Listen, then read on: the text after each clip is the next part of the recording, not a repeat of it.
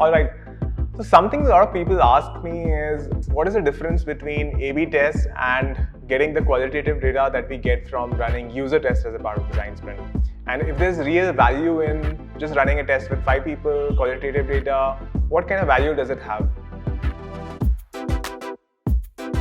So the answer, in my opinion, is you need both.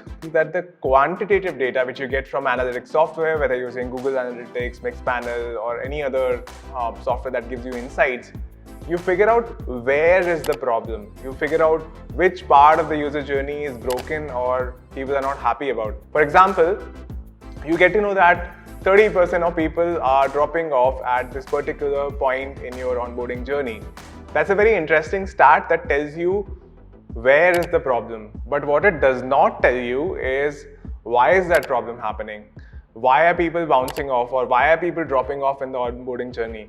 And that's something that you can figure out very easily using a qualitative method like user testing. When you ask them this information as open questions during a user test and observe how they're interacting with your product, there are deep insights that come in, and we have seen our clients and people get really amazed at the kind of information that comes out of these kind of tests, which is why you need both quantitative data and qualitative data to do better products. And how they fit in, you can look at is, you start with the quantitative data, understand where the problem is, and then use qualitative data to go deeper into it, figure out what is the root cause, where is the exact problem, and then repeat this cycle. Make it live quickly and start getting some more data from the analytics software that you're using to figure out where's the problem and start repeating the loop to keep making the product continuously better.